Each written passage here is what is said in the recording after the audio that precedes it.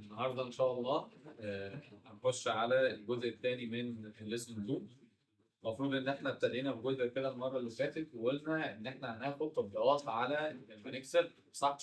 وقلنا الجلفانيك سيل دي هي عباره عن سيستمز، عباره عن مواد كيميائيه كده انا باصصها بشكل معين جوه الخليه، تبتدي تعمل تفاعل ريدوس بشكل سبونتينيوس، هي من تلقاء نفسها العنصر الاعلى في النشاط يحصل له اوكسيديشن والاقل في النشاط يحصل له ريدكشن، وبعد كده مستر يبتدي ينتج منه تيار كهربي يبتدي نستخدمه. وقسمنا ان المواد عندك او الجلفانيك سيل على حسب طريقه الشغل بتاعها اما برايمري سيل واما سكندري سيل. خدنا احنا البرايمري بقى اللي هو الحجاره والفيول سيل، وقلنا ان في انواع من البرايمري سيل كمان ما بتستهلكش. كانت حاجه مميزه قوي في الفيول سيل دي ان باقي يا مستر الخلايا المفروض بتخلص عشان بيبقى مخزنه طاقه جواها، مخزنه مواد جواها. انما الفيول سيل ده انا مجرد ما مديها بهيدروجين واكسجين تشتغل، طب يتوقف الانجاز، يتوقف شغل الخلايا، صح؟ النهارده بقى ان شاء الله عايزين نشتغل على نوع تاني من السيلز بنقول عليه السكندري سيل. طيب كبدايه كده لازم تبقى عارف ان احنا قلنا ان السكندري سيل دي خلايا ريفرسبل، يعني خلايا انعكاسيه. يعني يا مستر اقدر اعكس التفاعلات. فيعني ايه بقى كلمه ريفرسبل؟ لشغل البطاريات نقدر نقول عليها ان هي بتشتغل مرحلتين، مرحله عندنا اسمها الديسشارج اللي هي مرحله تفريغ الشحنه بتديني كهرباء، ركز معايا يا باشمهندس. ومرحله عندنا مستر اسمها التشارج او مرحله الشحن، ان انا ببتدي اشحن البطاريه تاني. طيب بص بقى، لو هتشتغل يا مستر ديسشارج يبقى هي بتشتغل كخليه جلفانيك. يعني ايه يا مستر خليه جلفانيك؟ يعني والله المفروض ان هيحصل تفاعلات بشكل تلقائي ينتج عنه تيار كهرباء. اما لو حضرتك هتشحنها، لا معلش يا مستر ده انت كده هتديها كهرباء، يبقى انا هشتغل العكس، يعني انا هشتغل كالكتروليتيك سيل.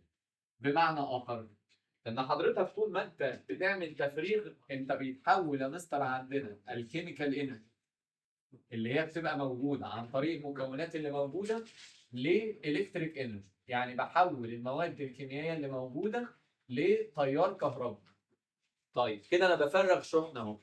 طب حضرتك لو وصلتها بمصدر خارجي للتيار الكهربي انت بتعكس التفاعلات، يعني انت مدخل لها تيار كهربي عايز تعمل نون سبونتينيوس ريدوس، يعني تفاعل غصب عنها، فيبتدي يرجع تاني ويديك المواد الكيميائيه اللي كانت موجوده عندك. يبقى بيحصل حاجه اسمها تفريغ وشحن او ديسشارج وتشارج، ده اللي احنا هنشرحه النهارده. ولذلك كمقدمه كده بيقول لك ان السكندري سيل ميكسد سيل. انت فهمت بقى يعني ايه ميكسد سيل؟ يعني تشتغل جلفانيك اثناء التفريغ وتشتغل الكتروليتيك اثناء الشحن. طيب اهم البطاريات اللي عندك، ومفيش حاجه اسمها البطاريه دي ما يجيش عليها سؤال في اخر السنه. يعني لما نفتح ان شاء الله الاسئله بتاعت السنين اللي فاتت هتلاقي معظم الاسئله في الجزء ده على بطاريه العربيه دي. اول بطاريه عندنا النهارده ان شاء الله، ركز بقى معايا، بنقول عليها ليد اسيد باتري. فطبعا هي بالصدفه اتسمت ليد اسيد باتري لان المكون الالكتروليت اللي جواها او الالكترولايت اللي جواها هو السلفوريك اسيد. وليد لان هي اغلب مكونات البطاريه بتاعتك من الرصاص زي ما هنشرح دلوقتي. بيتقال عليها كمان ليد اكوميليتور او بالعربي اسمها الميركب رصاص او اللي هي مكان تراكم الرصاص، وانا هفهمك ليه دلوقتي. وهي انسب انواع البطاريات اللي سنين طويله كانت شغاله في العربيه، عشان كده بيطلق عليها الكاربون. اهم حاجه عايزين نشوف تكوين البطاريه، يعني البطاريه بتتكون من ايه الاول عشان تبقى فاهم كده معايا، وبعد كده نشوف التفاعلات اللي هتحصل سواء تفاعلات الديسشارج او التشارج. طيب اولا يا مستر المفروض الخليه دي او البطاريه دي عباره عن 6 خلايا جلفانيك، 6 سيل.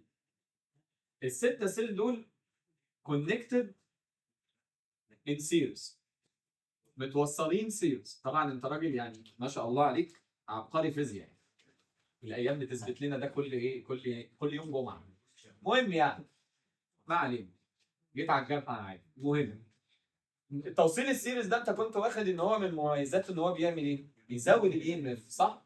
يعني حضرتك دلوقتي انت معاك 6 خلايا موصلهم سيريز عشان تحصل على اعلى اي ام اف. طيب كل خليه من دول المفروض ان هي الاي ام اف بتاعتها 2 فولت. يبقى حضرتك لو جايب 6 خلايا يبقى المفروض الاي ام اف بتاعت البطاريه ككل 12 فولت. دي اللي هي بطاريه العربيه. بعض العربيات زي العربيات النقل او العربيات الكبيره بتحتاج بطاريات اكبر، فما فيش مشكله ان حضرتك بدل ما تجيب 6 خلايا تخلي العدد ده اكبر، يعني ممكن اخليهم 8 12 خليه متوصلين ان سيريز، يبقى انت تبقى عارف ان كل خليه بتديك اي ام اف كام؟ 2 فولت، زي ما هنحسب دلوقتي اللي هو البوتنشال ديفرنس ما بين العناصر بتاعتنا. شوف عدد الخلايا بقى، والله لو اداك 6 خلايا يبقى ليه ام اف 12، لو اداني 12 خليه يبقى ليه ام اف بكام فولت؟ 24 فولت. طيب كل خليه جلفانيك هتبقى عباره عن انود وكاثود ومحطوطين في الكترولايت، ويبتدي يا مستر يحصل تفاعلات اللي احنا واخدينه قبل كده.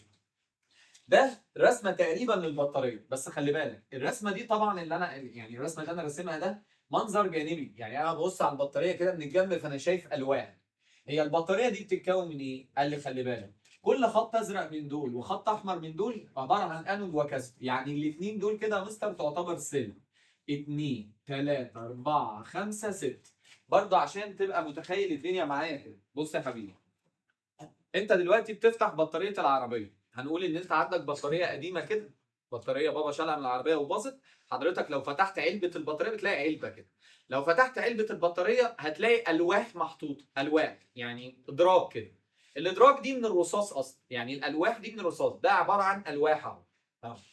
الالواح دي عباره عن نتورك ليد، رصاص شبكي، يعني اللوح بيبقى معمول كده، بص عامل زي اللورفوك بتاعت الثلاجات كده اهي، بص اهو بيبقى معمول كده ادراج كده اهو. ايه دي يا مستر معلش اللي انت رسمه ده عباره عن ايه؟ الواح من الرصاص الشبكي. حلو، دي الانود ولا الكاثود؟ الالواح دي اللي هيتحط فيها مواد الانود والكاثود، يعني ده كده كانه لوح رصاص اهو، هيتحط فيه مواد الانود اللي هي الليد او مواد الكاثود اللي هي الليد دايوكسيد، يعني بيبقى زي مرصوص فيه كده المواد بتاعت الانود والكاثود. حلو، يبقى انت عندك كام لوح من الواح الليد؟ 12 في الخليه دي، 6 هيبقوا انود وهيتملوا بالماده بتاعت الانود، و6 هيبقوا ايه؟ طيب حضرتك الالواح دي فانت عندك 12 لوح من الواح الليد، 6 انود و6 ايه؟ كاثود. طيب هنتخيل ان انا ما ابصش على اللوح كده منظر امامي كده، لا بص انت شايفه كده، فانت شايف لوح الليد ده عباره عن ايه؟ خط، صح؟ حضرتك شايف لوح الليد ده عباره عن ايه؟ خط اهو، صح؟ يبقى انا راسم كام خط؟ 12 خط. ال 12 خط دول اللي هم 12 لوح من الواح الليد، 6 هيبقوا انود و6 هيبقوا. تخيلت معايا الرسمه؟ طيب تعالى بقى معايا بالراحه.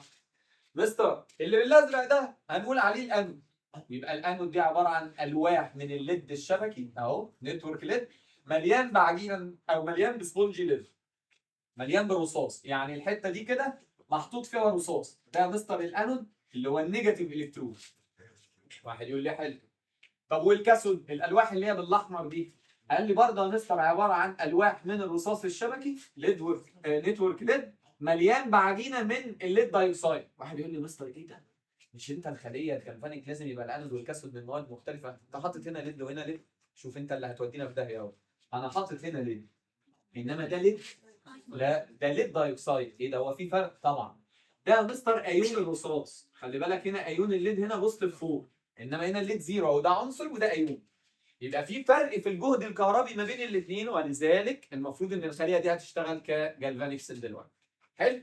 طيب المكونات دي كلها بقى، السيلز دي كلها، واحد يقول لي مستر انا فاكر كنت بتحط الانود والكاثود في الالكترولايت، قال لي صح، فكل الانود والكاثود محطوطين في ماده الالكترولايت، الالكترولايت بتاعها دايليوتد سلفوريك اسيد، سلفوريك اسيد، ولذلك تسمى ليد اسيد باترن، على عكس الخليتين اللي انت كنت واخدهم المره اللي فاتت كانوا الكالاين، كان الالكترولايت بتاعهم كي او اتش. وطبعا انت عارف ان السلفوريك اسيد ماده متأينه كومبليتلي ايونايزد، صح؟ طيب فانت المفروض دلوقتي دي على هيئه ايونات هيدروجين وايونات سلفيت، تتضايق بس لو انا قمت جاي ضارب ده في 2 كوزن للمعادله دلوقتي، يعني مثلا بدل سلفوريك اسيد يبقى 2 مول، فهيسيب 4 مول من ايونات الهيدروجين و2 مول من ايونات الايه؟ سلفيت، ده كوزن بس. انما انت عارف ان الحته دي كلها محلول دلوقتي، كلها فيها ايونات هيدروجين وايونات ايه؟ كل ده غرقان بايونات هيدروجين وسلفيت. صعب الكلام ده وفي مشكله؟ طيب علبه البطاريه دي كمان يا جماعه عشان تبقى عارف ما ينفعش تستخدمها من حاجه يعني ما ينفعش، لازم لها نوع معين، يعني ما ينفعش مثلا اعملها حديد، ايه الهبل ده مستر؟ طب ما هو هيتفاعل مع الاسيد، ما ينفعش اعملها من معدن لان غالبا المعدن هيتاكل بفعل الاسيد. فبنجيب علبه البطاريه دي من ماده معينه، مطاط، بنجيب منها سوليد رابر او نوع من المطاط الصلب كده، او نوع من البلاستيك، البلاستيك ده هنبقى ناخده بوليمرات كده، البوليمرات دي اللي هي البلاستيكات، نوع من البلاستيك المقوى كده بنسميه البولي سترين، هنبقى ناخد البولي سترين ده في الاورجانيك. يبقى ماده البولي سترين او السوليد رابر هي ماده معمول منها الجدار الخارجي بتاع البطاريه بهدف انه ما ينفعلش مع المكونات الداخليه للبطاريه، واهمها اللي هو الالكترولايت اللي موجود اللي هو السلفوريك اسيد. صعب الكلام ده التكوين ده وفي مشكله؟ نقول تاني، يلا نقول تاني معايا بالراحه كده. حضرتك بتفتح علبه البطاريه، يعني ان ما اعرفش شفت شكل بطاريه، لا بيبقى لها غطا ازرق كده لو او اسود، لو شلت الغطا ده هتلاقي فيه الرفوف كلها مرصوصه جنب بعض كده. هتلاقي عندك دايما رف ورف، كل رفين مع بعض دول خليه اللي هم انود واحد محطوطين في سائل. يعني انت اول ما تفتح علبه البطاريه هتلاقي ليكويد هنا موجود كده، الليكويد ده يبقى مين؟ سلفوريك اسيد. وعندك الرفوف دي اللي هي بنقول عليها الالواح بتاعه الليد، دي كلها الانود والكاثود، 12 لوح من الواح الليد، 6 انود الالواح دي بتبقى مليانه بسبونج ليد، و6 كاثود بيبقوا مليانين بالليد دايوكسيد، ومتوصلين ان سيريز عشان يديني اعلى اي ام اف. وهحسب لك الاي ام اف للخليه الواحده دلوقتي. طبعا اللي هيحصل في الخليه دي هو دي هو دي هو دي هو دي كلهم زي بعض. صعب التكوين. طيب العمليه بتبتدي ازاي؟ قال لنا مستر اولا انا بس عندي سؤال كده. هو انت كنت بتقول ان الانود لازم يبقى مفصول عن الكاثود، ولازم يبقى فيه سولت بريدج، ولازم صح؟ طيب انا موصل فعلا ما بين الانود والكاثود بسلوك، ماشي. طب فين السولت بريدج؟ ما هو لو فاكر انا قلت لك الخلايا العمليه اللي في حياتنا العمليه ما ينفعش احط فيها انبوبه ازاز، فبنحط بورس سبتم. طب فين يا عم حتى البورس سبتم؟ كل لوح من دول، بس طبعا ده مش هيبان في الرسمه، بيبقى ملفوف من بره بطبقه من البورس بلاستيك. يعني ده مثلا الانود اهو، حلو. الانود ده احنا مغلفينه من بره كده بطبقه من البورس بلاستيك تسمح بانتقال الايونات، بس ما تبقى عازله الانود عن الايه؟ الكاثود. يعني واحد يقول لي يعني ده يقوم بدور البورس، صعبه دي؟ طيب هتبتدي العمليه ازاي؟ حضرتك تركب عربيتك، تبتدي تحط المفتاح في الكونتاك كده، وتبتدي اول تكه. انا لسه ما دورتش، اول تكه كده انت بتعمل ايه؟ اول تكه كده انا قفلت الدايره. فاول ما تقفل الدايره تبتدي الخليه تشتغل كجالفانيك سيل، يعني تبتدي تعمل تفريغ للشحن. في عنصرين في فرق في النشاط ما بينهم، فيبتدي العنصر الاعلى في النشاط اللي هو الانود يحصل له عمليه تلقاء نفسه، والعنصر الاقل في النشاط يحصل له عمليه. يلا يا مستر نشوف التفاعلات. يلا يا باشا نشوف التفاعلات اهو. هنشتغل في الاول على تفاعلات اهو الديسشارج. هنيجي نعمل ديسشارج رياكشن. ديسشارج ده يقوم راجل محترم منكم كده يقول لي بص يا مستر انت كده شغال جالفانيك سيل، يعني حضرتك دلوقتي خلايا هتعمل سبونتينيوس ريدوكس ينتج منه تيار كهرباء، اللي هي الكهرباء اللي بتبقى موجوده في العربيه. مين اللي بدايه الموضوع؟ قال لي الانود. ماده الانود دي هي الاعلى في الجهد، فتبتدي يحصل لها عمليه اوكسيديشن. فيبتدي يا مستر عند الانود يبتدي يحصل تفاعل الاكسيديشن او نص التفاعل بتاع الاكسيديشن. طيب انا هكتب تفاعلات من هنا بنيله هنا دلوقتي. الاساس بتاعها اهو. بص يا حبيبي مش ده ليد؟ قال لي يا مستر الليد ده عنصر هيحصل له عمليه اوكسيديشن، يتحول لايون الليد ويفقد 2 مول الكترون. صعبه دي يا عم؟ طب مستر مش الليد هنا ليد دايوكسيد؟ يعني ايون الليد هنا بوزيتيف 4، فان شاء الله التفاعل الريدكشن اللي هيبقى هنا هيبقى بوزيتيف 4، ده هيكتسب ال 2 مول الكترون يتحول برضه لايون الليد بوزيتيف 2. ما اعتقدش دول فيهم مشكله بالنسبه لك، صح؟ طيب في مشكله هنا ان الايونات اللي هتنتج من الاكسيديشن والريدكشن متصله بطريقه اندايركت بالايونات بتاعت الالكترولايت، فبتلاقي التفاعل هنا غريب شويه. بص هتلاقي كاتب لك ايه؟ يقول لك والله يا مستر الليد زائد ايونات السلفيت اللي في الالكترولايت يكونوا مع بعض راسب ابيض من الليد سلفيت يترسب على جدار كل انود، ونفقد 2 مول الكترون، وتلاقيه كاتب لك الاي اوكسيديشن بتاعتك ب 0.36.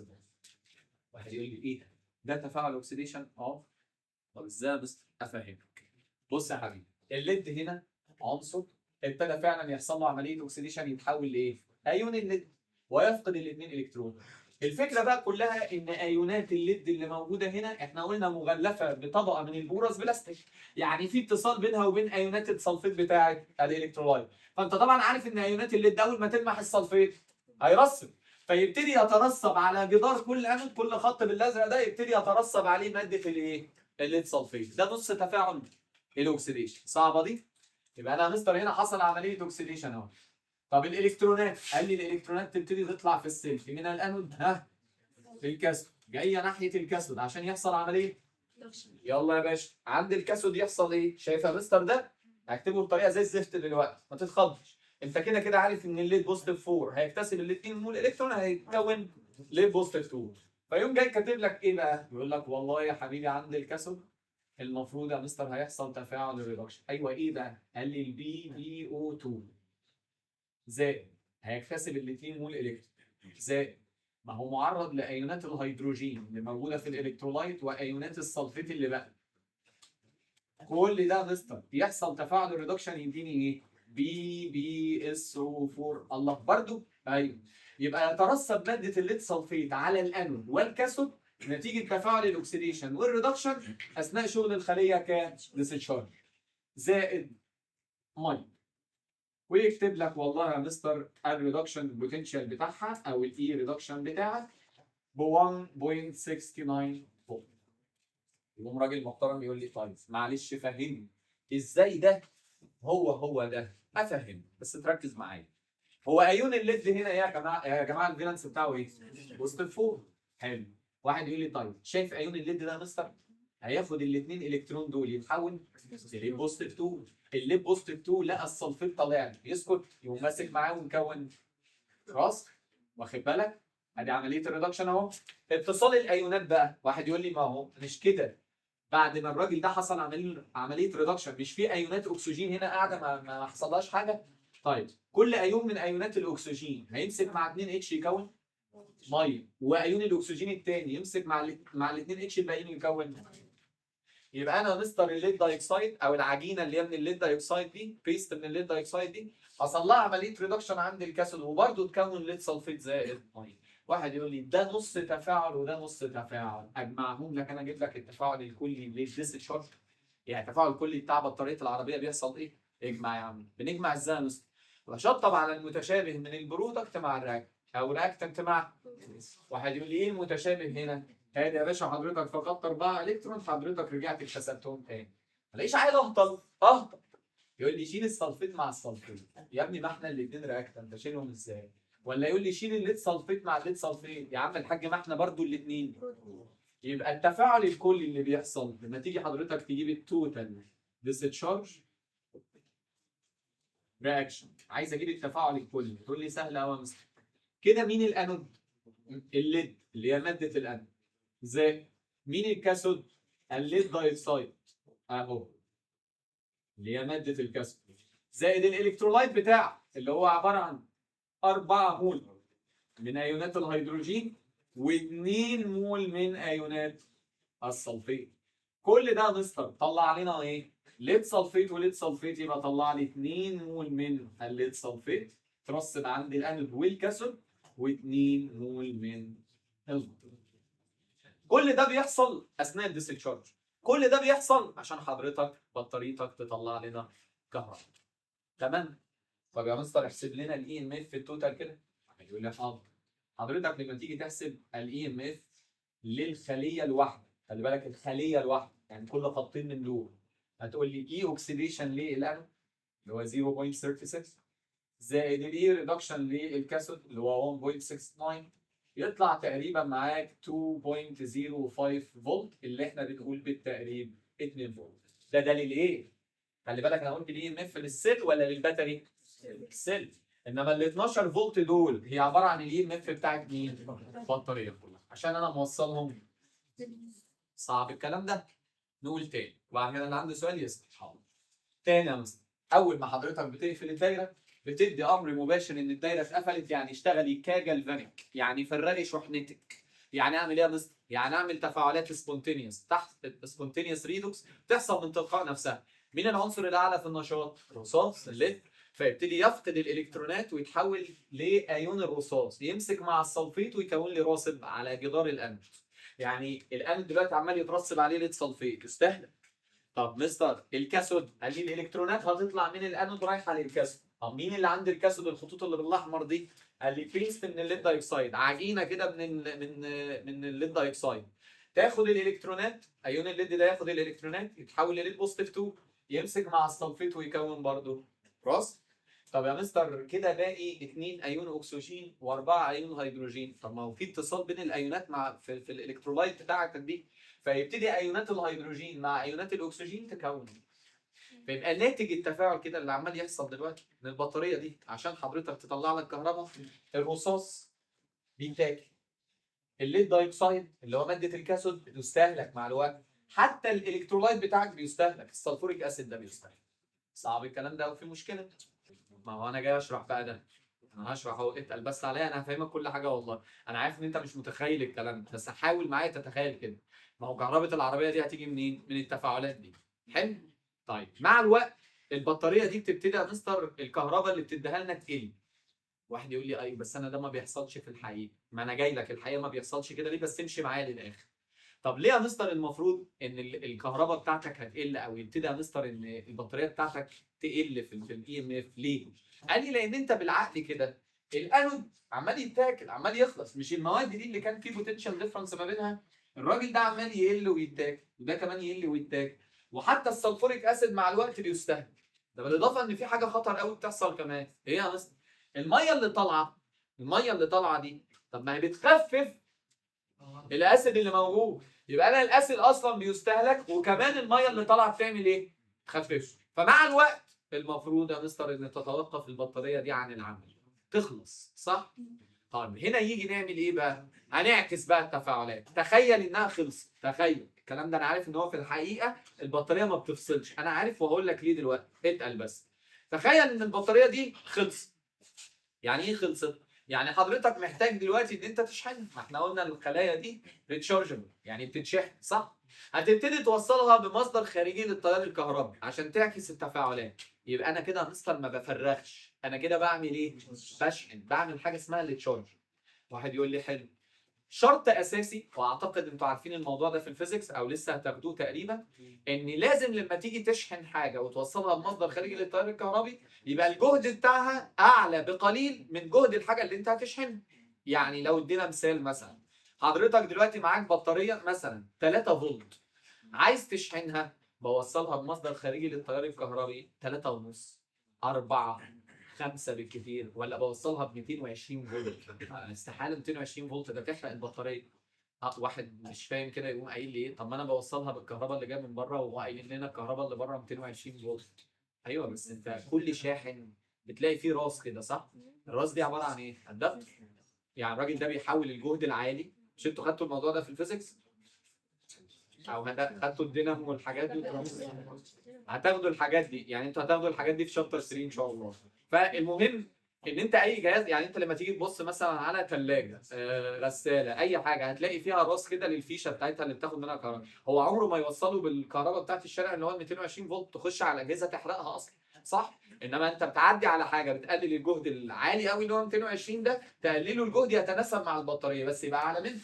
يعني لو انت هتشحن مثلا بطاريه 10 فولت، اوصلها ب 11، بيبقى ظابطها بقى على 11، 11 ونص، 12، بس مش 220.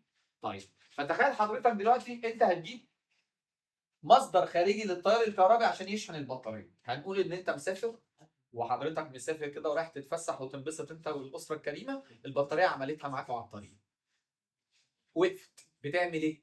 بتشاور لحد، الحد ده يجي بايه؟ بسلكين كده يوصل لك كهرباء، صح؟ طيب انا بقى هشرح العمليه دي فركز معايا قوي. حضرتك بيبقى في سلكين كده، سلك ازرق وسلك احمر، او يا عم بلاش، حتى ساعات بيبقى في سلوك معفنه كده مش مالهاش لون، بيبقى لازم مكتوب عليه بوزيتيف ونيجاتيف، صح؟ بتقوم انت مشكورا جايب النيجاتيف موصله بالنيجاتيف، وجايب البوزيتيف موصله بالبوزيتيف، صح؟ تقوم جاي موصله بالحاجه بتاعت البطاريه بتاعتك. انت بتحاول تعمل ايه؟ البطاريه اللي كانت شايلاك طول العمر دي وعماله تطلع لك كهرباء انطفت، وقفت، فانت بتبتدي تعمل لها ايه بقى؟ مصدر خارجي للتيار الكهربي من بره. فتخيل معايا انا الرسمه دي هي اهو، انا بس هعمل ايه؟ انا جايب من بره مصدر خارجي للتيار الكهربي اهو. مش انا كنت متوصل بالانود؟ مش انا كنت متوصل هنا بانود اهو، صح؟ وكان هنا في كاثود. طيب انت الانود ده كان نيجاتيف، وكان هو اللي بيطلع منه الالكترونات، وقلنا عليه هو القطب النيجاتيف لان هو بيطلع منه الالكترونات، صح؟ طيب انت حضرتك دلوقتي جايب بطاريه من بره هي اللي هتدينا الالكترونات، يعني الالكترونات جايه هنا اهي، صح؟ هوصلها بده اهو، ركز معايا هنا كده. انا لما اوصل ده كده، لما اوصل ده يا مستر كده النيجاتيف بالنيجاتيف اهو، كده اصبح اللي كان انود ده وكان بيطلع منه الالكترونات هيبقى جاي له الالكترونات. طب هو القطب اللي بيستقبل الالكترونات بيبقى ايه؟ كاثود. ولسه اشارته نيجاتيف زي ما هو. الله، واحد يقول لي ده انت بتنعكس الاقطاب هنا. مش انا كنت انود وانا كنت انود وعمال تقول نيجاتيف لان بيطلع مني الالكترونات. حضرتك لما وقفت انت هجيب لك الكترونات من بره صح؟ طب انا لما بوصل النيجاتيف ده بنيجاتيف البطاريه اهو، ساعتها القطب اللي كان انود هيصبح كاثود. طب والقطب الثاني اللي كان كاثود يصبح انود وتنعكس. واحد يقول لي ده ازاي الانود بوزيتيف والكاثود نيجاتيف؟ ركز معايا، ما انا بشرح الكتروليتيك سيل، يعني انا هتنقلب الخليه. طب يا مستر بعيدا عن الانود والكاثود، هو التفاعلات اللي هتحصل ايه؟ ركز بقى معايا كده. هو انت دلوقتي مين الماده اللي اترسبت عند انود الجلفانيك؟ ليد سلفيت. فاصبح في ليد سلفيت عند الانود وليد سلفيت عند الكاثود. في بوتنشال ديفرنس ما بينهم؟ يقول لي يا مستر ما ده ليد سلفيت وده ليد، يعني هو من تلقاء نفسه يحصل تفاعل؟ لا، فلازم اجبره انه يحصل تفاعل. عشان اجبره انه يحصل تفاعل لازم اديله تيار كهربي من بره، فينزل التيار الكهربي ده اللي هو الالكترون نازل دلوقتي على انود الجلفانيك اللي هو هيصبح كاثود الالكتروليتيك اللي هي من الاخر مين؟ ليد سلفيت هنا. يقوم واحد يقول لي يبقى عند الكاثود هتنقلب التفاعلات بقى. انا عارف ان دماغك جابت ايرور وانا هفهمك دلوقتي بس ركز معايا. شايف دي؟ اقلبها. يعني ايه اقلبها؟ قال لي يا مستر يعني اللي هيحصل ان انا عندي BbSO4 دي الماده اللي كانت اترسبت عند انود الجلفاني صح؟ ابتدي اديها انا الكترونات من بره من البطاريه، فساعتها تتحول لمين؟ بي اللي هو الليد زائد SO4 النيجاتيف اللي هي الصفر. واحد يقول لي ده انت تقريبا كده بترجع مكونات البطاريه زي ما كانت، بترجع الليد زي ما كان. الله ينور عليك. عارف بقى انا ليه الانود والكاثود كده يعتبروا اتشقلبوا؟ واحد يقول لي اصل ما هو مش ده كان انود عشان بيحصل عنده اوكسيديشن. لما تيجي تفكر هنا تلاقي ان الليد سلفيت هنا ايون الليد اللي هو البوزيتيف 2 ده اكتسب الكترونات فبقى حصل عمليه. طب ما الريدكشن بتتم عنه. وصلت؟ هي كمسميات انعكست الاقطاب، الانود والكاثود اتبدلوا مع بعض. واحد يقول لي طيب مستر عند الكاثود بتاع الجلفانيك اللي هو هيصبح هنا انود الالكتروليتيك ايه اللي هيحصل؟ قال لي عند الانود بيحصل اوكسيديشن. ايوه، فيبتدي يا مستر بص ادي BbSO4 اللي كان متكون عند كاثود الجلفانيك وادي الاثنين مول ميه. عارف ايه اللي يحصل؟ يحصل تفاعل اوكسيديشن. الليد هنا يبقى بوزيتيف 2 يتحول لبوزيتيف 4 ويمسك مع اكسجين الميه ويكون ليد دايوكسيد ويفقد الاثنين مول الكترون زائد الاربعه هيدروجين زائد الصلفر. هيقول لي يا مستر لو انت حافظها كده يعني ما تفهمنا الكلام ده جه منين؟ افهمك بس ركز معايا. الليد هنا الفالنس بتاعه كان ايه؟ بوزيتيف 2. طيب مش انا بقول لك حصل له اوكسيديشن؟ لما يحصل له عمليه اوكسيديشن ويفقد 2 مول الكترون اهو يبقى يتحول لبوزيتيف 4 اهو بوزيتيف 4 اهو والله. يقول لي الليد بوزيتيف 4 ده لما فقد الكترونات بقى وتحول ل 4 مسك مع اكسجين الميه. كده مين اللي باقي من الميه؟ هيدروجين. وكده مين اللي باقي من الليد سلفيت؟ يعني انعكست التفاعلات. فلما حضرتك تقوم جاي جامع التفاعل تلاقي قسما بالله نفس التفاعل ده بس بالعكس. اجمع كده بس ده هنسميه التوتال تشارج رياكشن، تفاعل الشحن. حضرتك هتشطب على المتشابه اهو يا باشا ادي 2 الكترون في الرياكتنت وادي 2 الكترون في الجول. اكتب بقى كده ادي ليد سلفيت وليد سلفيت يبقى معاك 2 مول من BbSO4 زائد 2 مول من الميه. ادى ايه بقى يا حلو؟ ادى الليد. الله، رجع لي يا مستر ماده الانود زي ما كان. وادى الليد دايوكسيد رجع لي ماده الكاثود زي ما كان. وادى 4 مول من ايونات الهيدروجين اللي هو الالكترولايت و2 مول من ايونات الصلفر. واحد يقول لي يعني من الاخر يا مستر انا لو ذاكرت ده هعكسه. فهمت يعني ايه ريفرسبل رياكشن اللي انا كنت عمال اقول لك عليه من بدايه الشابتر؟ يعني يا مستر انا التفاعلات ان هي انا لسه ما خلصتش، اصبر عليا شويه وهخليك تسال في اللي انت عايزه. انا عارف ان في حاجات انت مش مقتنع بيها، اصبر بس هفهمها لك. انا دلوقتي معايا رياكتنت اللي هي المواد اللي موجوده تلقائيا هنا اصلا اهي. انا اول ما دورت العربيه كده قفلت الدايره ابتدت تتفاعل من تلقاء نفسها. هي خلتها تتفاعل لحد ما كل الليد اتحول لليد سلفيت وكل الليد دايوكسيد اتحول لليد سلفيت. فالبطاريه كانت بتشتغل عشان في فرق في الجهد ما بين العنصرين. انما حضرتك كده، ودي بتيجي في امتحانات السنين اللي فاتت كتير قوي، يقول لك ماده الليد سلفيت اثناء الديسشارج بيحصل لها ديبوزيشن، تترسب عند الانود بس، عند الكاثود بس، عند الاثنين نتيجه الاكسيديشن والريدكشن. طيب انا بكلمك بقى باستمرار شغل البطاريه، حضرتك هالك البطاريه عماله تشتغل تشتغل تشتغل، يبقى الليد بيتحول لليد سلفيت والليد دايوكسيد بيتحول لليد سلفيت. تقول لي مع الوقت طب ما كده الانود والكاثود دول بقوا ايه؟ ليد سلفيت، مفيش بوتنشال ديفرنس ما بينهم، صح؟ كده تتوقف الخليه عن العمل. طب انت عايز تشغلها، اجبر الليد سلفيت ده انه يرجع تاني يديني ليد وليد دايوكسيد، ارجع تاني لمكونات البطاريه. طب انا اجبره ازاي؟ هديله كهرباء من بره يبتدي يعمل تفاعلات نون سبونتينيوس غصب عنه. ما هي المواد دي مش عايزه تتفاعل لان مفيش بوتنشال ديفرنس ما بينهم. طيب انا عملت ايه بقى؟ قلت له خد يا باشا الالكترونات لحد عندك اهو. فابتدى الليد سلفيت اللي كان مترسب عند انود الجلفاني يكتسب الكترونات. تقول لي لما يكتسب الكترونات ما يبقاش انود، ده يبقى لما اكتسب الالكترونات اللي رجع تاني للليد.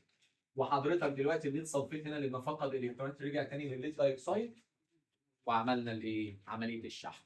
طب انت شحنت البطاريه قامت، بتقوم جاي عامل ايه بالله عليك؟ شايل المصدر الخارجي اللي بره ده، صح؟ فكانك عملت ايه تاني؟ خليتها جلفانيك، بقى في ليد وليد دايوكسيد، وابتدى الليد اللي هو العنصر الاعلى في النشاط يحصل له عمليه اوكسيديشن، والعنصر الاقل في النشاط يحصل له عمليه ريدكشن، وهكذا. يبقى الخلايا دي شغاله شحن وتفريغ. شحن يبقى انت بتشتغل كالكتروليتك، انا بديله كهرباء من بره احصل على مواد كيميائيه عند الاقطاب، برجع مواد الانود والكاثود تاني ولا الكترون. طب تفريغ لا يا حبيبي، هو نفسه يتفاعل يطلع لي الكتريك كارنت او يطلع لي كارنت. صعب الكلام ده؟ طيب حاجه بقى، وبعد كده اللي عايز يسال يسال.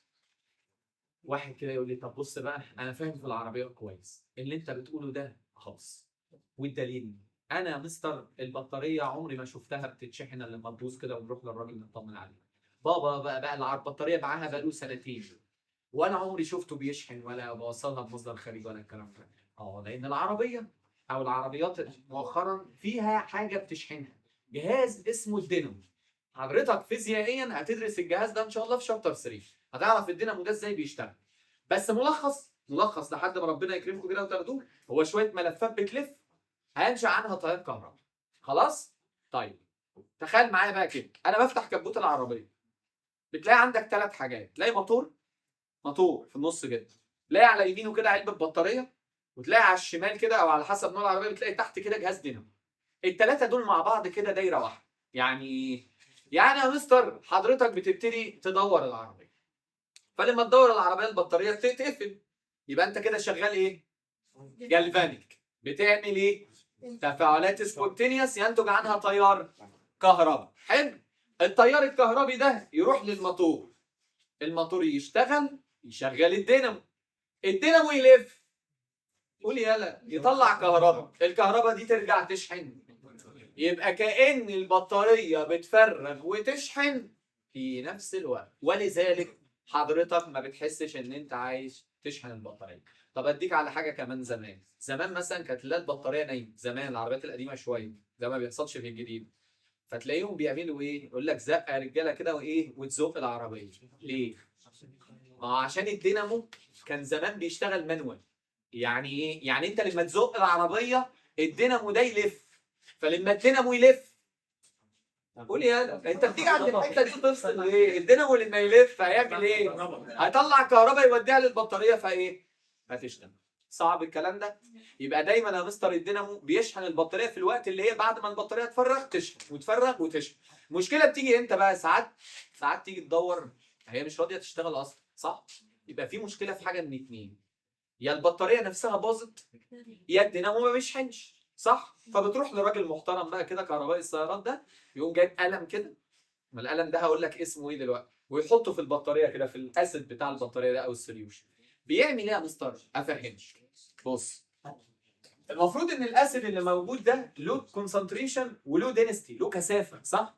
طيب حضرتك طول ما البطاريه دي بتفرغ الاسيد ده بيستهلك ولا بيطلع؟ يستهلك. طب له كونسامشن بيقل يعني، فلما يقل هيقل الكونسنتريشن بتاعه وهتقل الدينستي بتاعته، صح؟ طيب انا لما اجي اشحن المفروض الاسيد بيرجع يطلع، يبقى تركيزه بيزيد والدنسيتي بتاعته بتزيد. طب ازاي اتعرف على حاله البطاريه بقى؟ ازاي اعرف ان البطاريه دي سليمه ولا البطاريه دي عايزه تتشحن ولا البطاريه دي عايزه تتغير اصلا خالص؟ قال لي والله يا مستر في جهاز عندنا اسمه جهاز الهيدروميتر. واحد يقول لي ده الجهاز ده احنا كنا خدناه في الفيزيكس عشان يقيس كثافه السوائل، ده جهاز بيقيس الدنسيتي بتاعت السوائل، خدتوه تقريبا في ثانيه ثانوي اولى ثانوي في الرينج ده. المهم ما خدتوش خالص يا عم، انا حقك عليا. المهم ده راجل بيقيس كثافه السوائل. هو مين السائل اللي موجود عندك؟ سلفوريك اسيد. فيقوم الراجل كهرباء السيارات ده يقوم جاي حاطط الايه، حاجه زي القلم كده، حاطه في السوليوشن بتاعه ويقيس. والله يا مستر لو ادت قرايه من 1.28 ل 1.30 جرام لكل سنتيمتر كيوبيك، ده معناه ان البطاريه بتاعتك فول تشارج. يعني لو البطاريه بتاعتك مشحونه تمام او لسه جديده يا عم بالسلوفانه بتاعتها اهي ولسه بركبها، المفروض يديك قرايه كام؟ 1.30 او من 1.28 ل 1.30. حلو؟ طيب اثناء شغل البطاريه، يعني البطاريه عماله اسافر واروح واجي واعمل، طبعا بيقل شويه. معاك لحد كام؟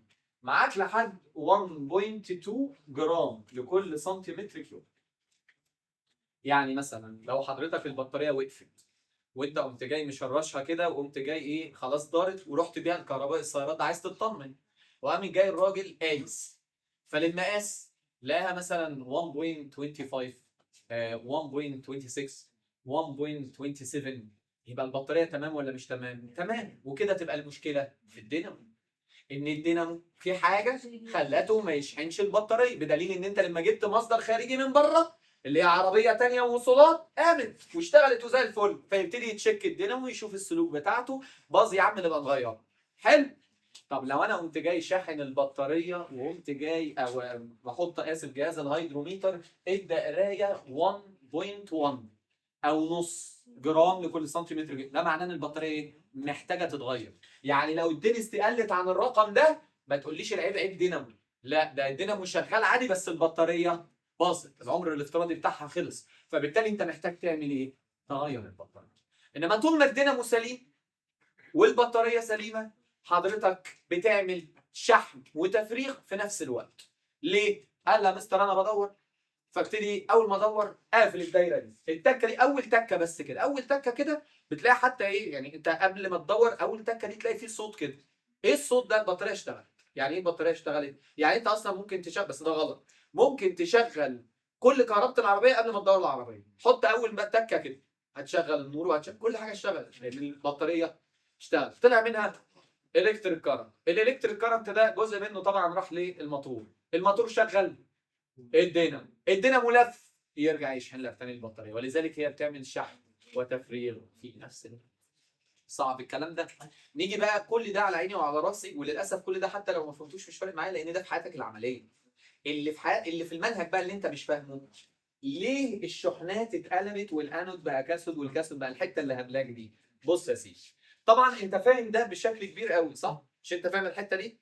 انت عارف ليه؟ لان احنا خدنا الجلفانيك سيل، مش احنا شرحنا الجلفانيك سيل بقالنا 3 4 حصص وعمالين نقول مين الانود ومين الكاثود والكلام ده.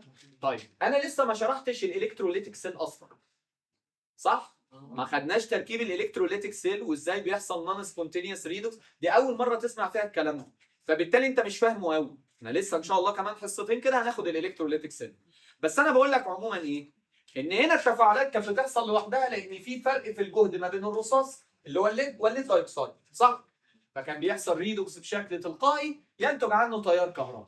طيب حضرتك بقى لما دول خلصت، هو كده مين اللي بقى عند الانود والكاثود؟ ليد سلفيت عند الانود وعند الكاثود.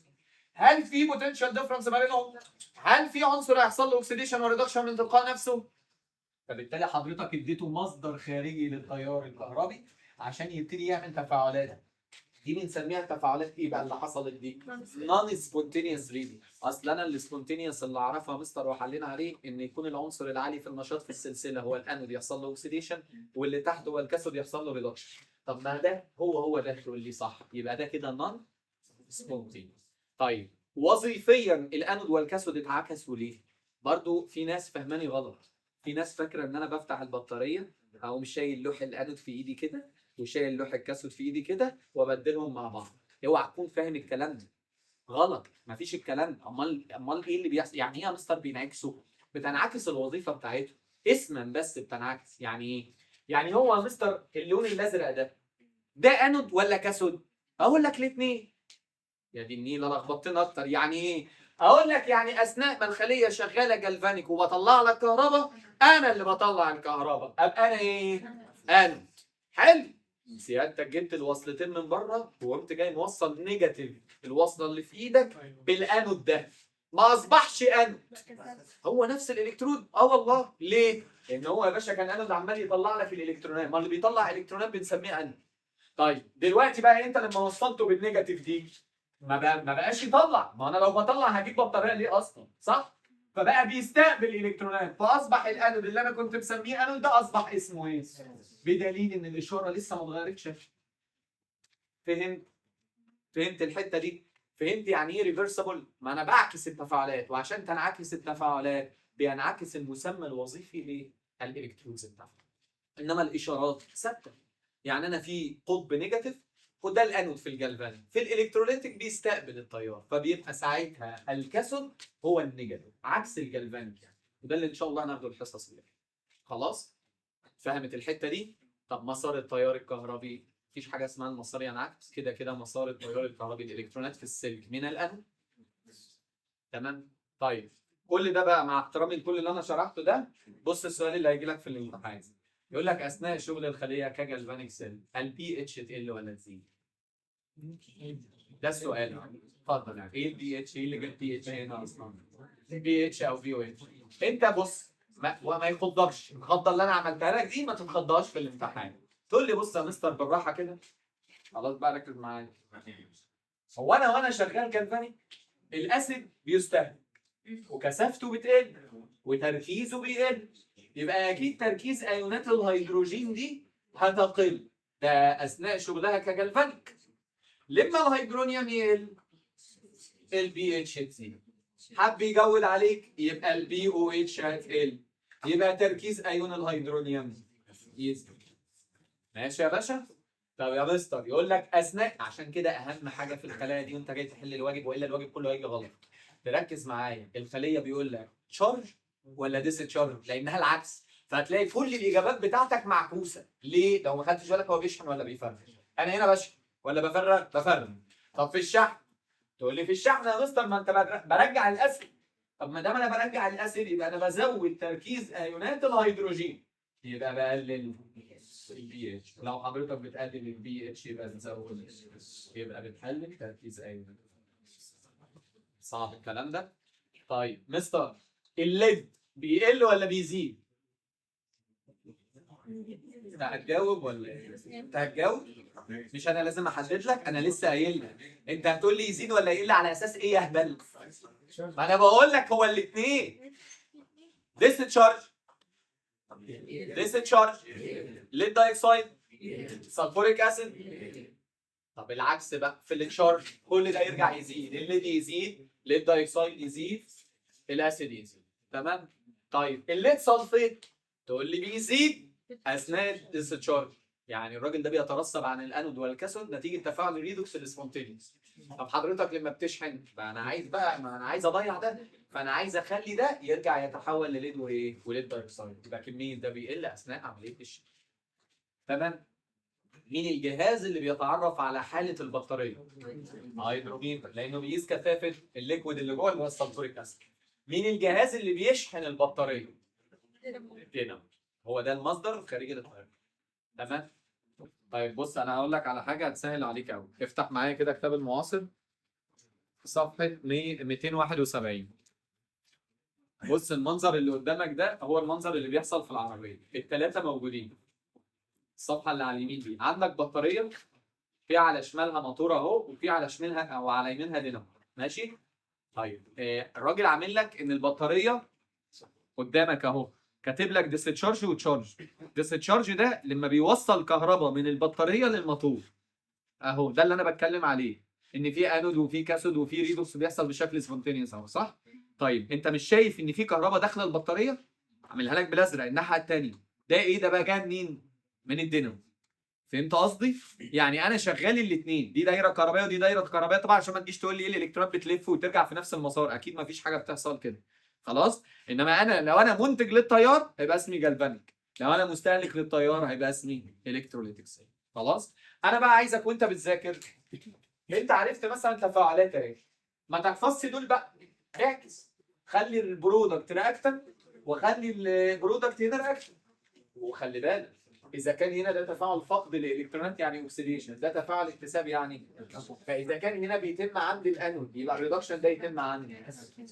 اخر بطاريه عندنا هي بطاريه عندنا اسمها الليثيوم اين باتري، ودي من انسب البطاريات اللي بنستخدمها عندنا في اجهزه الموبايلات او اجهزه اللابتوب. معظم البطاريات اللي بتبقى موجوده اللي هي الليثيوم اين باتري. ليه يا مستر هي من افضل البطاريات مبدئيا كده؟ بسبب الليثيوم. ايوه، ايه ميزه الليثيوم؟ واحد مصحصح كده اول حاجه الليثيوم ده مستر يعتبر اعلى عنصر في الاكسيديشن بوتنشال او اقل عنصر في الريدكشن بوتنشال، فبالتالي انت لما توصله بعنصر تحت هيديك ايه من عالي. حاجه كمان ممكن ما تبقاش واخد بالك منها قوي، الليثيوم يعتبر من اخف العناصر الميتال اللي موجوده في الطبيعه بشكل عام.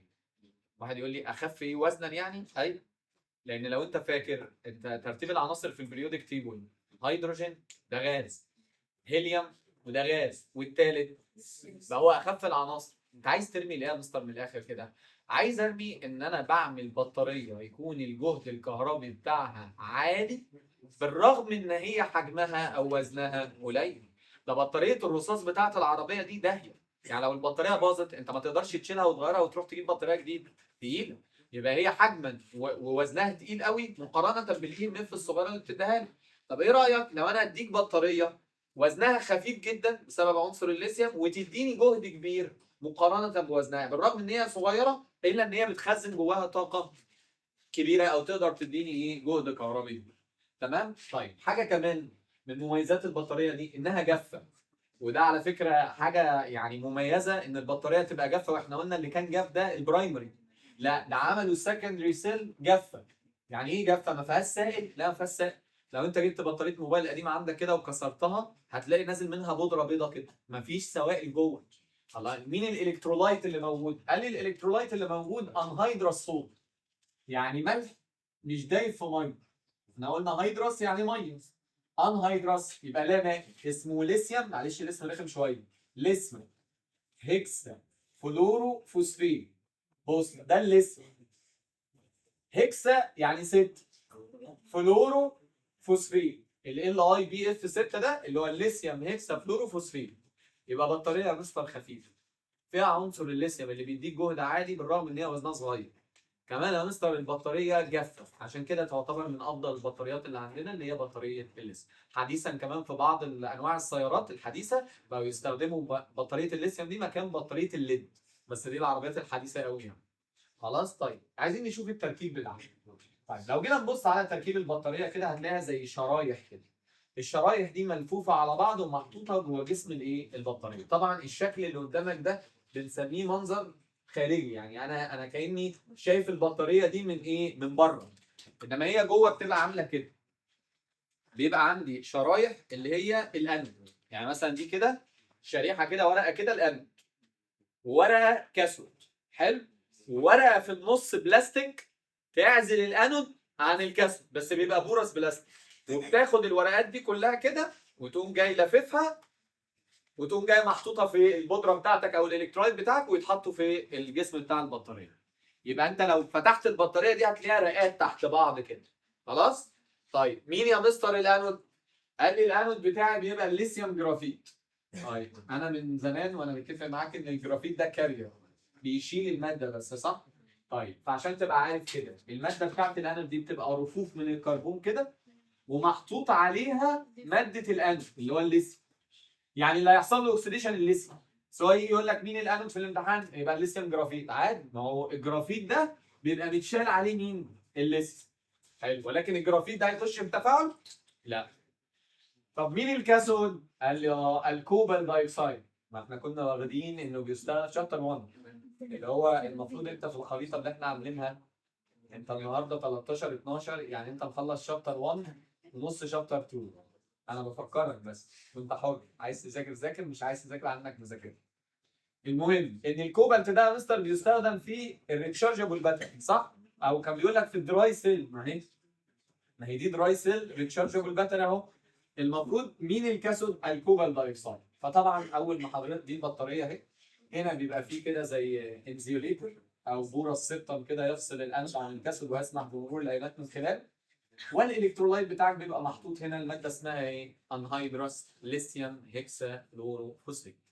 طيب حضرتك لما تجيب البطاريه دي وتبتدي ركزوا معايا توصلها بجهاز، يعني توصلها هنا بقى بيبقى محطوطه في جهاز موبايل، جهاز لابتوب، كده انت قفلت الدايره صح؟ طيب حضرتك ماسك الموبايل ومش عارفه وعمال تتكتك بقى وتبعت بقى مسجات وتشات وتظبط الدنيا خالص، انت كده بتعمل ايه؟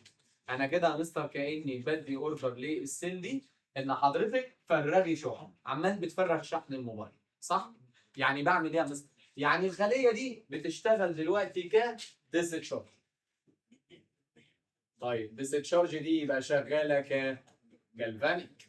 فعندما مستر شغاله جلفانيك يبتدي العنصر الاعلى في النشاط اللي هو الليثيوم طبعا يبتدي يحصل له عمليه اكسيديشن. فهذا مستر عند الان يبتدي يحصل تفاعل الاكسيديشن. هذا يا باشا الليثيوم جرافيت. يبتدي يا مستر يحصل له عمليه الاكسيديشن ويديني ايون الليثيوم افقد الكترون. وهذا مستر شرايح الجرافيت زي ما هي ما حدش جه ناحيتها. بالمناسبه عشان برضو الناس تبقى ايه يعني ابقى عملت اللي عليا، يعني ما حدش يفتكر ان ده مركب صح؟ ما هو الليثيوم بوزيتيف 6 ده الليثيوم ده زيرو اصلا، الليثيوم ده هو كاتبينه كده كانه متشال على الجرافيت، فالجرافيت اهو زي ما دخل زي ما خرج. الليثيوم ده بقى من عناصر ال1 a فبيفقد الكترون فيتحول لايون الليثيوم زائد ده نص التفاعل اللي بيحصل عند الان. طيب يبقى الوضع الحالي ان الاتومز بتاعت الليثيوم اللي هي الكور السوداء اللي انا عاملها دي بتتحول لايه دلوقتي؟ لايونات ليثيوم صح؟ طيب هي ايونات الليثيوم ده اناين ولا كاتاين؟ علينا شفنا بوزيتيف ولا نيجاتيف يا حبيبي؟ بوزيتيف. كاتاين تتجه لل مالك بتشحط ليه الكاتاين تتجه فتبتدي يا مستر ايونات الليثيوم تتجه عبر الالكترولايت للكاثود اهو، والالكترونات تنتقل عبر السلك برضه من الانود للكاثود. يبقى في حاجتين جايين للماده دي دلوقتي، جاي له ايونات ليثيوم عبر الالكترولايت وجاي له الكترونات في السلك اللي بره. حلو؟ جاي لي الكترونات انيل فيها ايه؟ يحصل لي ريدكشن. طب مين اللي هيحصل له ريدكشن؟ ايون الكوبالت اللي موجود. هو الكوبالت ده الاكسيديشن نمبر بتاعه كام؟ 64. الله ينور عليك. فيبتدي مستر عن الكاثود يبتدي يحصل تفاعل الريدكشن. السي او 2 اللي هو الكوبالت هنا اللي بوزيتيف 4 يبتدي يا مستر يجيني الالكترون ويرتبط بايون الليثيوم اللي موجود ويديني الماده دي ليثيوم كوبالت اوكسايد. وده كده يمثل نص تفاعل الريدكشن.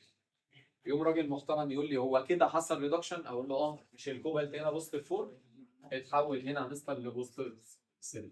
انا كنت معلمك تحسب الكلام ده ازاي لو انت مش فاكر اهو عايز احسب ده الليثيوم بواحد. طيب الكوبالت اكس معاك 2 اكسجين، الاكسجين بنيجاتيف 2، كل ده بكام يا حبيب قلبي؟ يبقى الاكس بتاعتك بيساوي نيجاتيف 4 دي تبقى 4 ناقص 1 يطلع ب 8. يبقى انا حصل هنا عمليه ايه؟ جين للالكترون. لما نحب يا مستر نجيب التوتال رياكشن بتشطب على المتشابه من البرودكت مع الرياكتنت او رياكتنت مع برودكت. يوم راجل يقول لي التفاعل ده انا فقدت الكترون ودي الكترون. ادي يا باشا ايون ليثيوم ولا ايون ليثيوم. كده باقي ايه؟ ادي يا مستر الليثيوم جرافيت وماده الكاثود اللي هو الكوبالت دايوكسيد. انت كده شغال بتتشارج يعني بطلع لك كهرباء، يقوم جاي مديني ليثيوم كوبالت اوكسيد زائد الواح الجرافيت. ولو تلاحظ المواد كلها صلبه يعني البطاريه بتاعتك جافه. لما تيجي كمان تحسب الاي ام اف تلاقي الاي ام اف للخليه دي 3 فولت، وده اذا ما قورن بالليد. تخيل بطاريه الليد الالواح والهيصه دي 2 فولت قليله، دي الخليه الواحده من دي بتديك 3 فولت، يعني بتديك جهد عالي بالرغم ان هي كمان خفيفه وصغيره جدا يا مستر في الحجم. صعب الكلام ده؟ طيب حضرتك دلوقتي عمال تتكتك فصلت البطاريه فصلت، بنعمل ايه؟ تبتدي تشحن. يعني ايه اشحن؟ يعني يا مستر بقوم جاي موصل الموبايل بالبطاريه اللي فيه بمصدر خارجي للالكتريك كارنت يكون جهده اعلى بقليل من الجهد ده، فتبتدي تنعكس التفاعل. طبعا عشان هي مش عليك بالتفصيل، يعني مش كاتبها بالتفصيل في الكتاب عندك، بس عموما واحد يقول لي يا باشا الانود اللي كان انود ده هيبقى كاثود، والكاثود اللي كان هنا هيبقى انود، ويبتدي يحصل العكس. يعني يا مستر الماده دي تبتدي ترجع تاني تتحول للكوبالت دايوكسيد والليثيوم جرافين. فيقوم راجل محترم يقول لي مش انت يا مستر هنا كان الليثيوم بيحصل له عمليه اوكسيديشن، يبتدي ايون الليثيوم اللي هنا يحصل له عمليه ريدكشن. طب يا مستر مش الكوبالت فوق كان بوزيتيف 4 بيتحول ل 3، الكوبالت هنا بوزيتيف 3 يرجع تاني بوزيتيف 4، يعني يحصل عمليه اوكسيديشن. وبرضه ينتقل ايونات الليثيوم من الانود للكاثود، يعني ترجع بقى ايونات الليثيوم. ما هو تخيل انت لو قمت جاي عاكس البطاريه دي، طب ما هو الليثيوم كوبالت اوكسيد اللي هنا ده هيبتدي الليثيوم ياخد الكترونات، صح؟ لما ياخد الكترونات تتحول لليثيوم، يبقى ايونات الليثيوم تعمل ايه؟ ترجع تاني يا مستر وتترسب هنا، كانك بترجع المكونات زي ما كانت. ولذلك على فكره لو تلاحظ البطاريه بنسميها الليثيوم ايون، لان اللي بيحصل اللي عمال يتحرك طول البطاريه سواء شحن ولا تفريغ ايونات الليثيوم. وعشان ما لخبطكش في الواجب، ايونات الليثيوم دي بتتحرك منين لفين؟ من الانود للكاثود اثناء الشحن والتفريغ. صعبه؟ بس طبعا اثناء الشحن اهو هتبقى من النيجاتيف للبوزيتيف اللي هو من الانود للكاثود، انما اثناء الشحن هترجع بقى من البوزيتيف للنيجاتيف، لان ساعتها ده اللي هيبقى الانود. ماشي يا شباب؟ حاجه ليك بقى، ارحم بطاريه موبايلك. ليه؟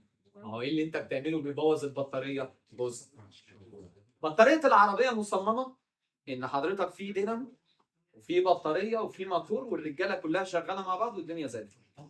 هنا دي مش مصممه كده. يعني حضرتك اي موبايل حضرتك بتستخدمه انت مطلع عين اللي خلفوه وعمال تخلص في الشحن وعمال تخليه يعمل ديسشارج، بيجي لك كده اول ما يقرب من 10% 5% خلاص يقول لك ايه؟ اشحن، صح؟ طيب تقوم حضرتك حاطه في الشاحن يقعد يشحن، اول ما يوصل ل 90% او 95% خلاص انت كده البطاريه جاهزه انها تشتغل، صح؟ انت بقى ماسك الموبايل بالشاحن قاعد جنب الكوبس طول النهار بتعمل ايه؟ شحن تفريغ شحن تفريغ. ايون الليثيوم بقى اللي رايح ده داخ منك، هو لا عارف يروح هنا ولا يجي هنا، مش عارف يعمل لك ايه، ارحمه.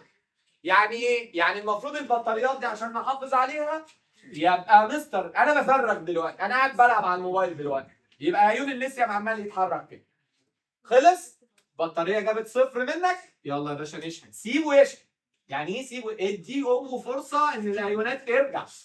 انما انت عمال وهي رايحه بترجعها وهي راجعه بتروحها، فبيحصل ايه؟ يقول لك بس شكرا بترص، تنزل بقى تطلع بره حيز التخلص. فبدل ما انت شغال بكفاءه موبايل 100%، تلاقي بقى مش الشحن، تخش بقى على الباتري هيلث، تخش بقى اول شهر انت خايف على الموبايل بتعمل كده بطاريه 100%، مره واحده 97 تلاقيك بتنزل بقى لحد ما تلاقي بطاريه الموبايل بقت 70% منه. يعني انت شغال ب 70% من الليثيوم اللي موجود هنا. طب وال 30% التانيين الله يرحمه، عشان انت عمال بقى شحن وتفريغ وشحن، فهو مش عارف يعمل ايه، فوقع خرج بره التفاعل. خلاص؟ وصلت؟ تمام؟ يجي لك سؤال في الامتحان نأكد عليك بقى عشان انت راجل ما بتذاكر ما بتراجعش شابتر 1. بيقول لك اثناء عمليه الديسشارج ايه اللي بيحصل لعدد السنجل الكترون لايون العنصر الترانزيشن؟ فك شفره السؤال. انا سؤالي ايه اللي بيحصل للكوبل، مش سؤالي هو مين العنصر. بقول لك اللي بيحصل لعدد السنجل الكترون اثناء الديسشارج للعنصر الترانزيشن. انت جاوبت على نص السؤال، حلو، اللي هو الكوبل. ايه بقى اللي بيحصل له؟